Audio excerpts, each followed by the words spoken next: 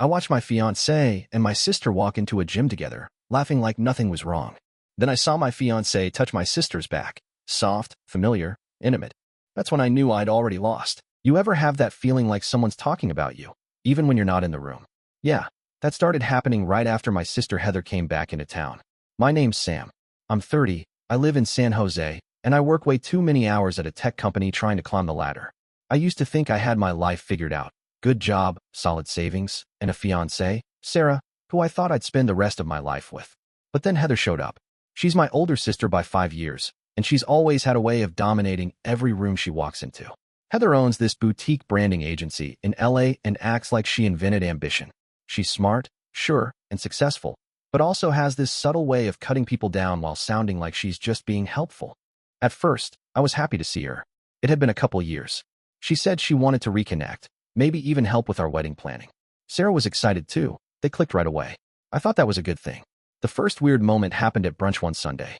Heather leaned across the table, smiling that too perfect smile, and said to Sarah, "You're lucky. You need someone who knows how to take charge. Not every guy has that charisma, you know."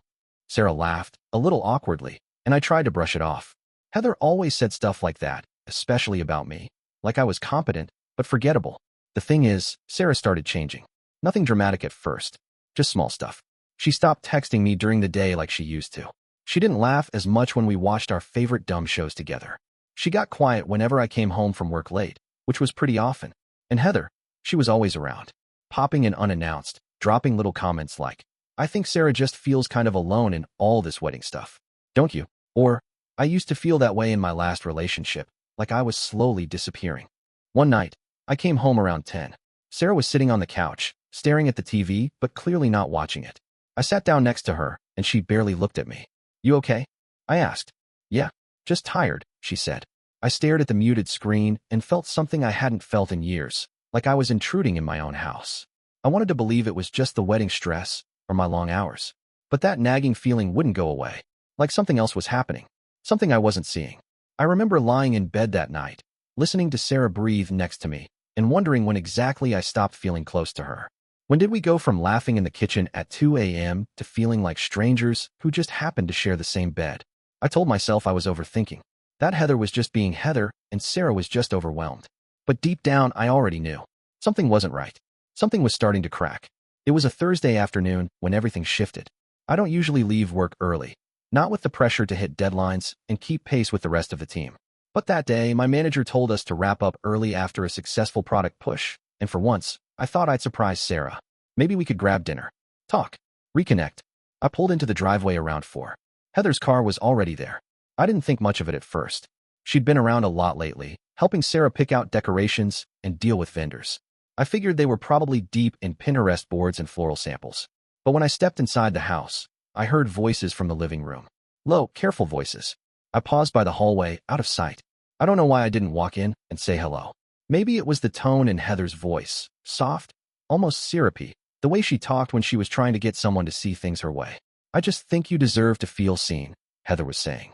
"You're giving so much, and I see how you shrink around him. That's not what love is supposed to feel like."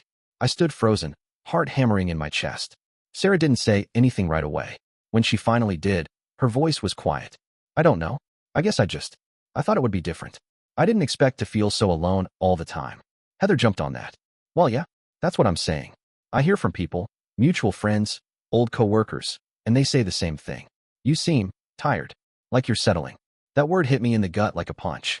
Settling? Heather lowered her voice. "Look, I'm not trying to stir things up, but you need someone who makes you feel alive. Someone who pays attention. Sam means well, I'm sure. But maybe meaning well isn't enough." Sarah still hadn't seen me. She shifted on the couch and sighed. "It's not that I don't love him. I do. Or, I did. I don't know." That was it. I stepped into the doorway, the wood creaking under my foot. Both their heads snapped toward me. Silence. Heather didn't look surprised. Not really. Just tilted her head, like she was observing a patient in a case study.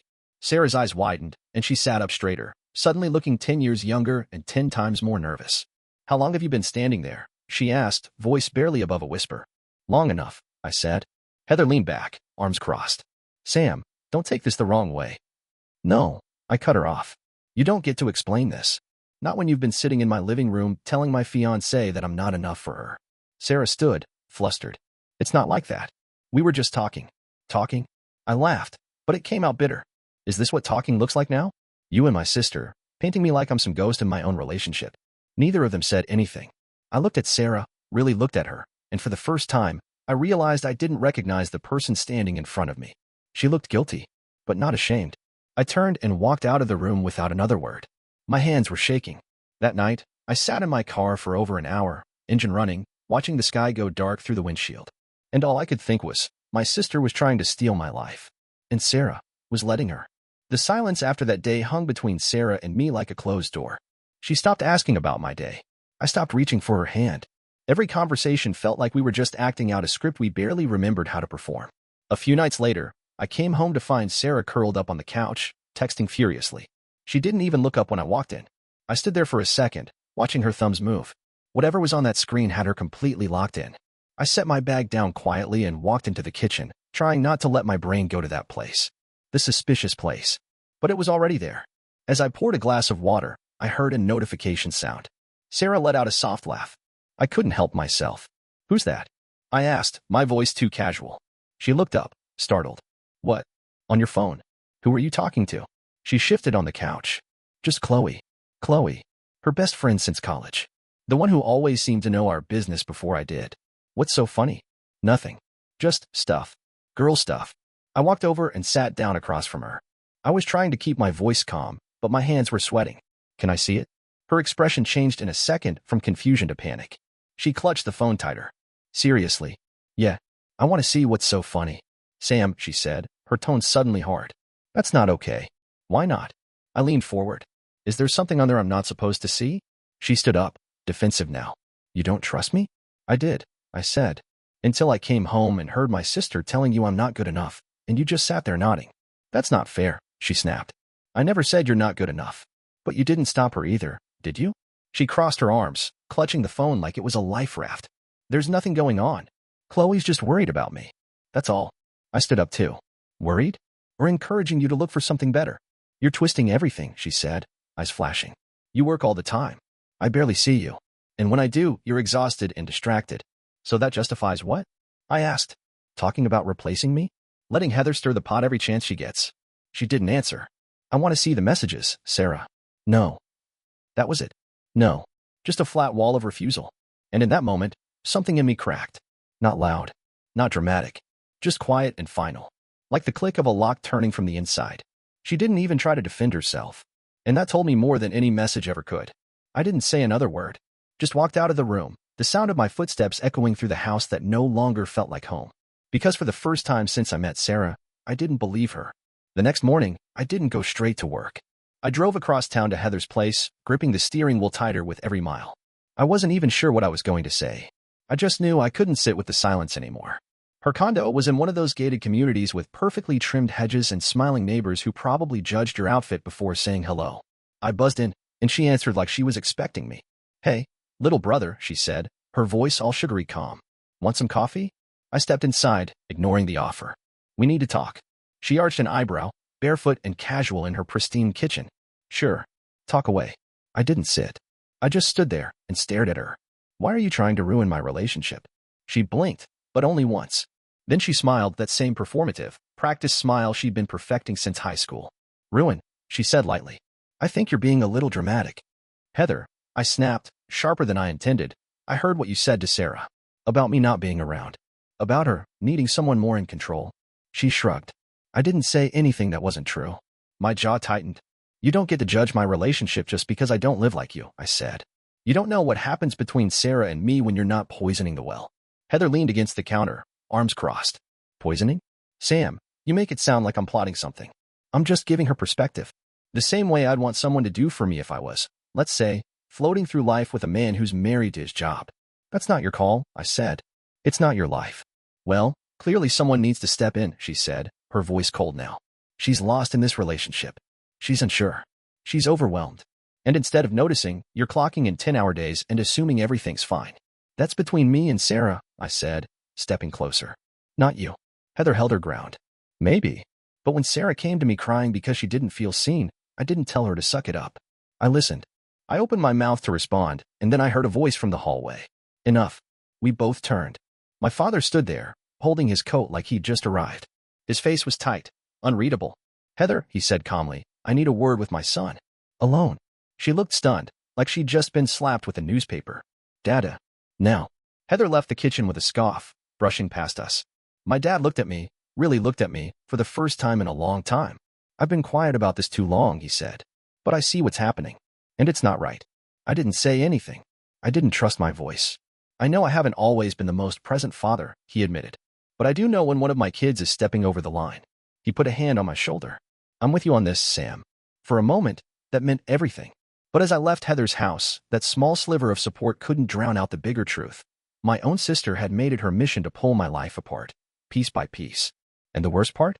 I didn't even know why. It was a Saturday afternoon when I decided I couldn't keep living in the dark. Sarah had told me she was going out with a friend for drinks, some casual last-minute plan. She didn't mention who, didn't offer a time she'd be home. Just a vague, distracted, "I'll be back later." That sick feeling in my gut had been building for days. I'd started seeing Sarah's phone glued to her hand, her laughter softer when I walked into her room, the tension in her shoulders every time I asked a simple question. And even though I wanted to believe it was just stress, just fallout from our fight, from Heather's interference, something inside me said this wasn't just emotional distance.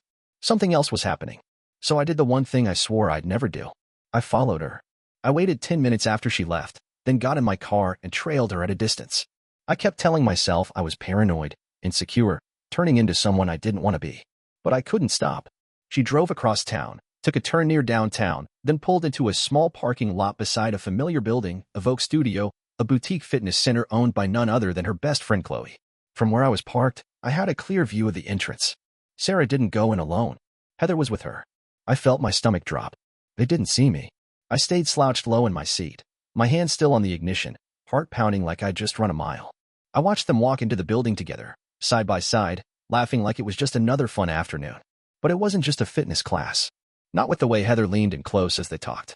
Not with the way Sarah looked up at her, that soft, warm gaze that used to be reserved for me. I stayed in the car, frozen, watching the entrance like I expected it to explain itself. They didn't come back out for almost an hour. When they did, they looked casual, like nothing was wrong in the world. Like they weren't hiding anything. But I saw it. The way Heather's hand brushed Sarah's back as they laughed. The way Sarah touched Heather's arm before getting into her car. It was subtle. Almost nothing. Almost. But it was enough. Enough for my brain to finally connect the dots. The sudden shift in Sarah, the constant presence of Heather, the way they spoke to each other like I wasn't even in the room. The secrecy. The closeness. The deflection. I thought I was losing Sarah to my job. To bad timing. To stress. But I wasn't. I was losing her to my sister. And maybe they hadn't crossed a line yet. Maybe they hadn't done anything technically wrong. But emotionally, it was already over. They were building something behind my back. Something I was never meant to be a part of. I didn't confront them. Not yet. I just sat there in the car, staring at the empty lot, the tightness in my chest growing heavier by the second. I felt like I couldn't breathe. This wasn't just betrayal. It was betrayal with intent. With planning. With smiles and gym bags and lies about drinks with friends. I drove home without turning on the radio. No noise. Just the hum of my tires and the truth I couldn't unsee. Heather hadn't just been sabotaging me. She'd been grooming Sarah to leave me. And now I had proof. I didn't sleep that night. I sat on the edge of our bed, staring at the floor while Sarah slept beside me like everything was normal. I kept going over it in my head, the gym, the laughing, the hand on her back. Every tiny moment looped like a horror movie reel I couldn't stop watching. By morning, I knew what I had to do. I waited until noon. Then I drove straight to a Vogue studio. I didn't call. Didn't text. I just showed up. The parking lot was half empty, which made it easy to spot Sarah's silver sedan and Heather's spotless white Tesla parked side by side. The rage building in my chest was quiet, not explosive, more like a slow boil, hot and steady. I walked through the glass doors. The girl at the front desk started to ask if I had an appointment, but I didn't even look at her. I scanned the hallway until I heard voices from the private lounge at the back. I pushed the door open without knocking. Sarah and Heather were sitting on a leather bench, water bottles in hand, mid-laughter. Their smiles vanished the second they saw me. Heather straightened like she'd been slapped. Sarah's face drained of color. "Sam," Sarah began. "No," I said. "Don't even start." The room went still. "I saw you," I said. "Yesterday. Both of you. Here." Sarah stood up slowly. "I was just—" "Don't lie." I cut her off. "I followed you. I watched you walk in with her. I sat in my car for an hour while you two laughed like you hadn't just spent the last month tearing me apart." Heather's jaw tightened. "You're overreacting." "Oh, that's rich," I said, stepping closer. You've been in my house, whispering poison into Sarah's ear, telling her I'm not enough, that I don't see her. And now what? You're positioning yourself as the upgrade? Sarah looked like she wanted to vanish. It's not like that, eh? Then what is it? I snapped. Because from where I'm standing, it looks exactly like betrayal. Heather stood up too now, putting herself between me and Sarah like she was shielding her. You work yourself into the ground and expect her to sit at home and wait for crumbs of attention. That's not love, Sam. That's convenience. I laughed bitterly. And what are you? A savior? You've manipulated her since the day you walked back into our lives. Sarah finally spoke, her voice barely above a whisper. Sam, I didn't mean for it to happen like this. And yet it did, I said. You let her turn you against me. Heather scoffed. No one turned her. She just finally saw the truth. I stared at them, my fiancé and my sister, standing side by side like I was the villain in their little story. And that's when it hit me. I wasn't going to win this argument. Because this wasn't about logic, or love, or misunderstandings. This was about control. And I'd already lost. I took a deep breath and stepped back. You know what? I said. Keep each other. Heather raised her eyebrows. Excuse me. I'm done, I said. With both of you. I turned and walked out, letting the door swing shut behind me. No screaming. No tears. No dramatic exits. Just silence. The kind that comes when you finally stop fighting a battle that was rigged from the start. After the studio showdown, I didn't go home. I didn't answer texts. I didn't even tell anyone what happened, not at first. I checked into a hotel a few miles from work and turned off everything. The world I'd built, the house, the relationship, the future, had collapsed. But strangely, all I felt was clarity. There was no fixing what happened. There was no apology that could unmake the betrayal. So instead of chasing explanations or closure, I focused on the only thing I still had control over, my own life. I threw myself into work like a man possessed. I stopped leaving early, stopped taking weekends off. I volunteered for everything, product rollouts, code reviews, client demos. My manager called it a career renaissance. I called it survival. And then one morning, over coffee in the break room, I overheard two coworkers talking about Heather. Apparently, her agency had been flagged in an anonymous complaint to the Small Business Regulatory Board. Something about unethical vendor practices and inflated client invoices. I didn't ask questions, just sipped my coffee and walked away. But when I got back to my desk, I opened a private browser window and did a little research. It wasn't hard to find. There were posts on industry forums, quiet rumors on business sites, a few Reddit threads connecting her firm to under-the-table deals. Nothing explosive, not yet. But the cracks were showing. I knew exactly what to do. 2 years ago, Heather had bragged about undercutting a competitor by stealing their pitch deck. She even showed me screenshots at a family dinner. Back then, I rolled my eyes and called it aggressive strategy. Now, it felt like karma waiting to be delivered. I still had those screenshots. Old backups. She was sloppy. So I sent an anonymous tip to the State Business Bureau, attaching everything. And then I sent it to the client she bragged about stealing, just in case they'd find it useful. It wasn't revenge. It was justice. Over the next few weeks, word started to spread. Heather's name stopped popping up on the top young professionals list she loved so much. Her Instagram went dark. Then her company's website quietly posted an update about restructuring leadership roles. Meanwhile, Sarah was unraveling too. I didn't talk to her, but mutual friends kept me updated without even realizing it. She moved into a small apartment across town. Rumors floated around that she and Heather were figuring things out, but nothing lasted. I guess building a life on manipulation makes the foundation a little shaky. Chloe? She apparently dropped off the map too after someone leaked screenshots of her suggesting Sarah should find someone who appreciates her properly. Turns out, the people around me weren't just shady, they were loud about it. One night, after a particularly long workday, I stopped by the grocery store for something simple, just milk and cereal. As I stood in line, my phone buzzed. A text from my dad. Dad, heard about Heather. Proud of how you're handling things. Just that. No questions. No pressure. I smiled for the first time in weeks.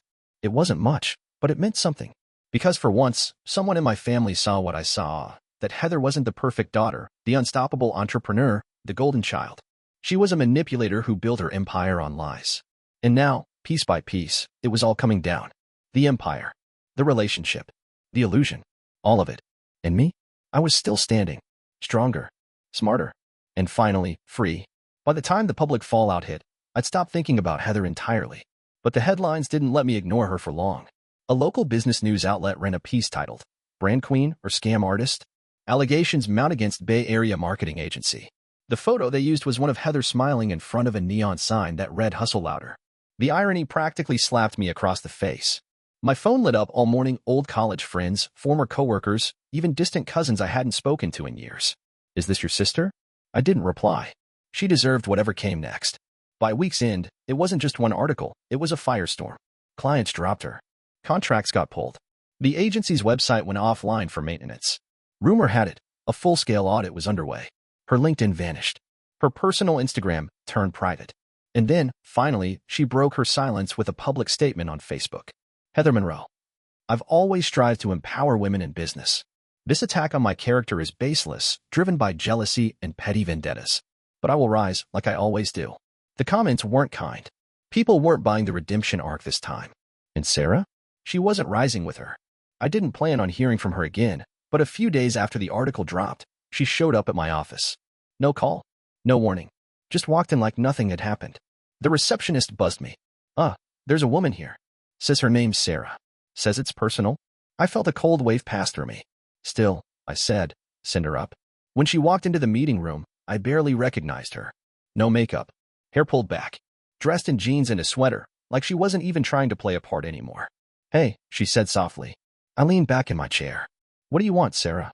She hesitated, shifting her weight from one foot to the other. I wanted to say I'm sorry. I raised an eyebrow. For which part? Letting my sister manipulate you? Lying to me? Or just leaving when things got inconvenient? Her eyes welled up, but I didn't flinch. I made a mistake, she whispered. She made it sound like you were the one holding me back. But the truth is, I don't think I ever really knew what I wanted. And now Heather's burned down her own empire, and you don't know where to go, I finished. Silence. I'm not here to fix anything, she said. I wanted to tell you that you didn't deserve what happened. I stood up, walked to the door, and opened it. I know, I said. Goodbye, Sarah. She looked like she wanted to say more, but she didn't. She just nodded and walked out. I closed the door behind her and felt a strange sense of peace. Later that night, I got a call from my dad. I almost let it go to voicemail, but something made me pick up. You were right about Heather, he said. I should have said something sooner. His voice sounded different, clearer, maybe older. I cut ties, he continued. I told her until she owns what she did, we're done. I sat there, stunned. And I'd like to start over. With you. For once, there was no weight in his words. No guilt. Just quiet sincerity. And that was enough. The drama was still unfolding around them, Heather in disgrace, Sarah unraveling, but I was done playing a part in their story. This was mine now. And it was finally moving forward. I didn't plan on going to the family dinner. But then I got the invitation in the mail, not an email, not a text, a printed card with gold lettering and a return address from my parents' house. Like it was a wedding or a graduation. Monroe family night. Just us. Let's talk. I almost laughed. They hadn't wanted, just us, until everything around them fell apart. But something in me, maybe spite, maybe closure, said I should go. One last time. One final reckoning. When I pulled up to my parents' house, it looked exactly the same. Fresh paint on the shutters. Heather's old white Tesla still parked in the driveway, like a monument to her downfall. Inside, the whole cast was there. Heather, Sarah, my parents. Even Chloe, somehow tucked into a corner like a disgraced political aide. Heather was the first to speak. Well, look who decided to grace us.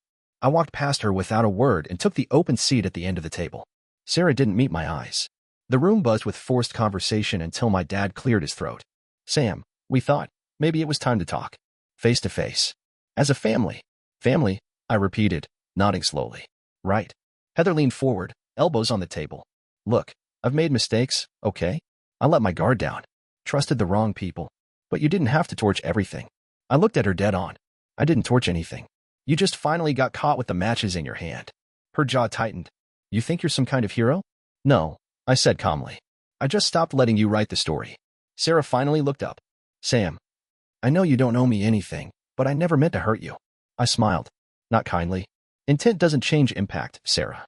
You still picked the side that flattered you instead of the one that loved you. My mom tried to interject, her voice high and nervous. Can't we just move forward? Everyone's hurting. Maybe it's time to let things heal. Oh, I'm healing just fine, I said. But I'm not here to patch up a broken image so everyone can pretend things were never said.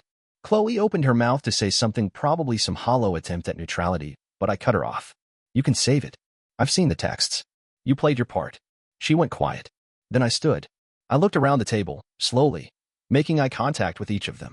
You all tried to paint me as the problem, I said. Too cold. Too distant. Too focused on work. But all I ever did was show up. Over and over. I gave everything, my time, my money, my trust, And all I ever got back was doubt, criticism, and betrayal. My dad shifted, like he was about to speak, but I raised a hand. I'm not asking for apologies. I'm not asking for anything. I let the silence hang heavy before finishing. I came tonight to say this, clearly, once and for all, I'm done. Not in anger. Not in revenge. Just done. Sarah's eyes welled up. Heather looked like she wanted to scream. My mom went pale. Chloe stared at the table. No one moved. I turned and walked out, the sound of my footsteps sharp against the hardwood floor. No one followed me. When I stepped outside, the air felt different. Lighter. I didn't look back. There was nothing left to see. Inside that house, they were still rewriting the script. Still playing roles. But me? I was finally off the stage. It's been just over a year since I walked out of that dinner. A full rotation of seasons, birthdays, holidays, all of them quieter now, but somehow richer too. I used to think the noise was what made life full. Turns out, peace has its own kind of volume. My name doesn't come up at family gatherings anymore. I know that because the only person I still speak to is my dad, and even he keeps it brief. Once a month, we meet for coffee at a small cafe halfway between our places. He never brings up Heather, or Sarah, or anything that might pull me backward. I appreciate that. As for me, I moved out of the house Sarah and I shared and bought a modest condo near downtown. Just enough space for myself and a quiet life. I got a dog, a rescue mutt named Jasper with a crooked tail and the most loyal eyes I've ever seen. He doesn't ask for much, just walks and head scratches, and he's never once betrayed me. Funny how the bar shifts. Works better than ever. I got promoted last fall, team lead, overseeing a product that's actually getting national traction. There are late nights, sure, but they don't feel like escapes anymore. They feel like building blocks. Like purpose. And the best part? Maya. We met at a bookstore of all places. I was killing time, flipping through a novel I'd already read twice, and she struck up a conversation about the ending. Said it didn't feel honest. That got us talking. And then laughing. And then coffee. Now, 6 months later, we're something real. Maya doesn't care about optics or appearances. She doesn't care that I like to spend Friday nights making pasta from scratch or that I leave my socks everywhere. She asks questions. Listens. Doesn't flinch when I talk about the past, but doesn't treat it like a wound either. She told me once, you don't have to prove anything with me. Just show up. So I do. Every day. I don't hear from Sarah anymore. She moved out of state, someone told me. Heather's agency folded entirely after a second wave of investigations. No charges filed, but her name is poison in her old circles. The empire crumbled, and I didn't have to lift a finger. These days, I wake up early, take Jasper for a walk, make coffee slowly, text Maya good morning and plan dinners that don't need reservations or dress codes. I live simply, fully, honestly, and for the first time in years, I don't feel like I'm waiting for something to fall apart, because the worst already did, and I'm still here. Not broken, just finally whole.